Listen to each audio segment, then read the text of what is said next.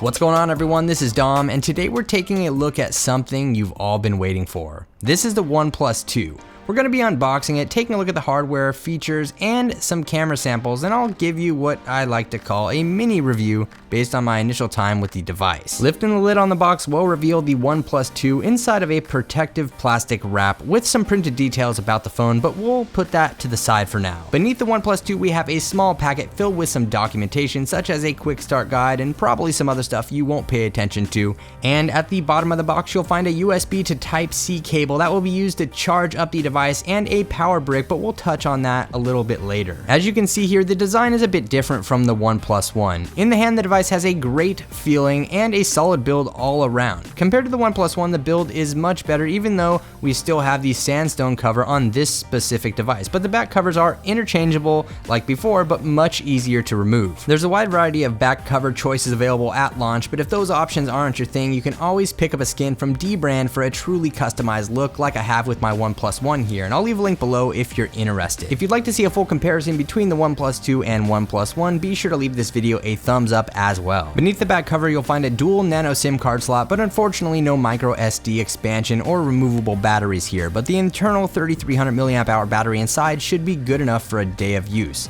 As for storage, the OnePlus 2 is available as a 64GB model at launch, but there will be a 16GB model launched very soon. Around the front side, you'll find a 5.5-inch 1080p display that's superior over last year's flagship killer, with a claimed brightness of 600 nits and 401 pixels per inch covered by Gorilla Glass. The display may not be Quad HD, but I'm perfectly okay with that. It's crisp, bright, and will not disappoint you. The graphics are powered by an Adreno 430 GPU paired with the Snapdragon 810, packing 1.8 GHz octa-core CPU inside and 4 GB of RAM. Along with the new internals and design, we have a few exciting new features here. First up is the button layout at the bottom. As you can see, there's what looks to be a home button in the center, along with two capacitive buttons marked with a simple dash on each side. While the software can swap the functionality of these buttons, they simply work as your back button and your multitask switcher for the card view. The home button has a built-in fingerprint sensor as well, but it's not necessarily a button. It's more like a capacitive sensor like the rest, but it can be used to unlock and lock the device with your fingerprint. The setup process is very simple to do within the settings app, and it was pretty spot on in my brief testing while shooting this video.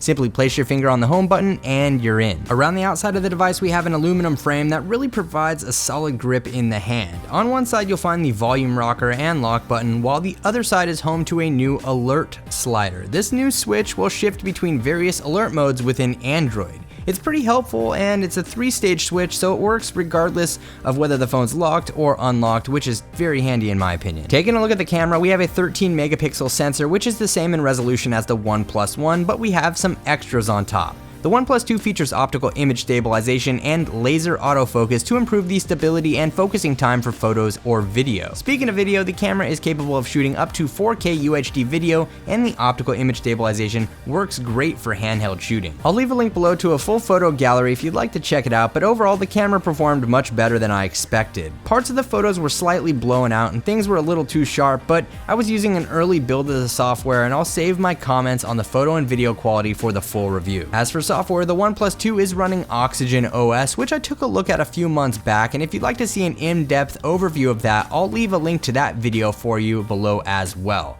There's not much different here from what I showed in my OxygenOS review, but OnePlus has added a new shelf side screen that will become home to recently used apps and contacts. It's pretty cool, but if it's not your thing, you can easily disable it. Like I said, this device ships with a USB Type-C cable that's fully reversible on both ends and on the bottom of the OnePlus 2. USB-C may not be completely necessary, but it's nice to see companies hop on board with the future of mobile connectors. As for pricing and availability, the OnePlus 2 will set you back just $389 for the 64GB model, and you can order it starting August 11th. The 16GB model will ship later on and run you $329, and all of the different back cover styles will be available at launch as well. This is said to be the 2016 flagship killer, but has OnePlus earned your loyalty? Let me know what you think with a comment down below, and if you enjoyed this video, feel free to leave it a thumbs up. Also, subscribe for my full review of the OnePlus 2 coming out in the near future. Thanks again for watching, everybody. This is Dom, and I'll catch you in the next video.